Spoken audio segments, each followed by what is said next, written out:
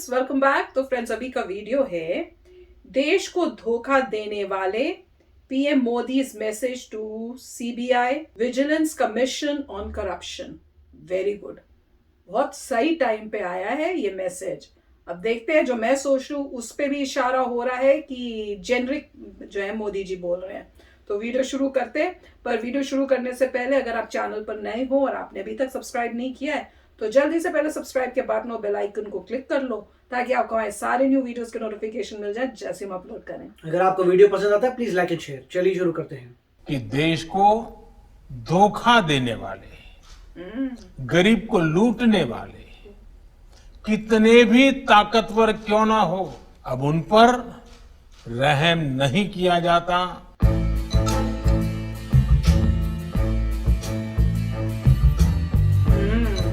वो तो है, होप तो की है कि करप्शन से लड़ सकते हैं। वाओ, सबको पकड़ेंगे, मजा आया लूटने के। देखो कंट्री को,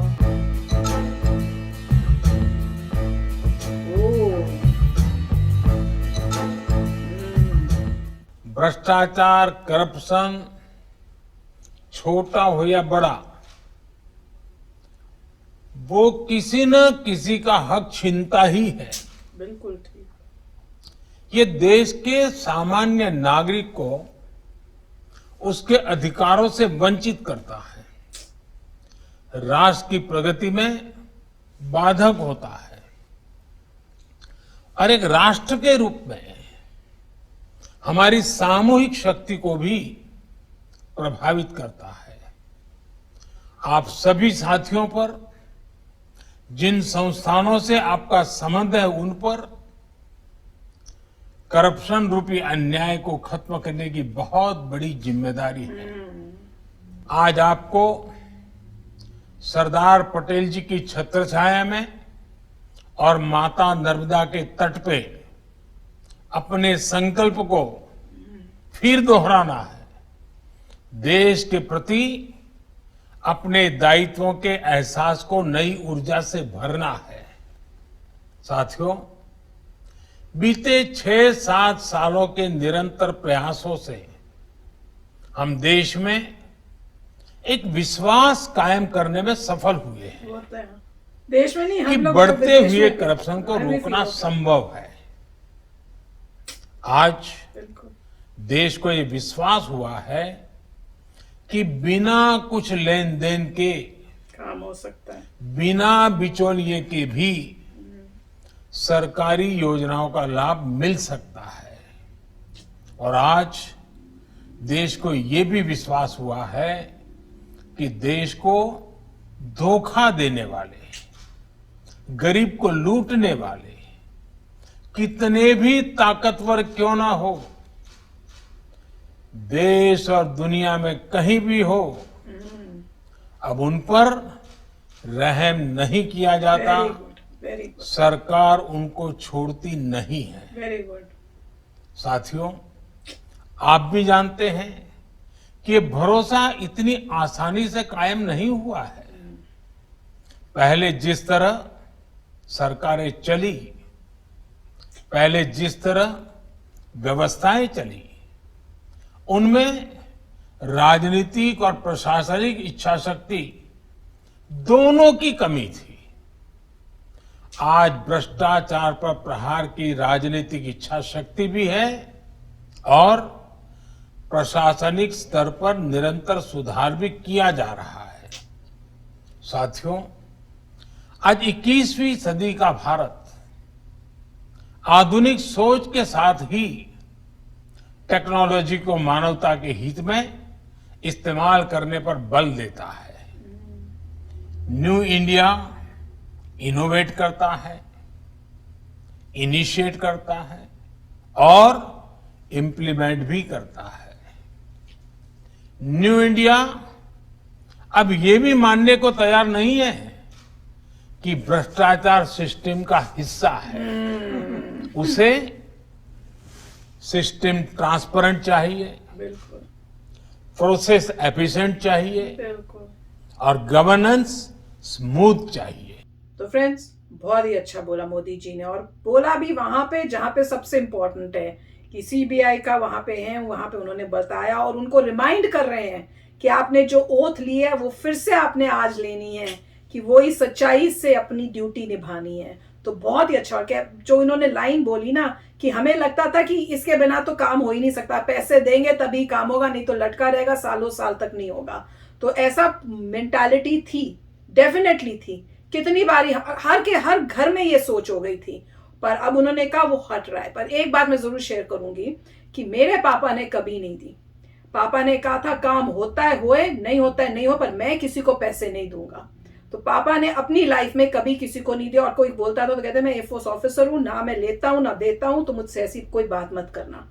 तो इतना उन्होंने किया है। तो वो बिल्कुल मोदी जी जैसे ही ख्याल है। तो ऑब्वियसली आरएसएस का कमाल है ये तो, पर मोदी जी ने यही बताया कि हमने जो है सिस्टम को, लोगों को दिखाया कि सिस्टम बिना घूस दिए भी काम होता है और अब होएगा, वो पार्ट ऑफ द सिस्टम नहीं है।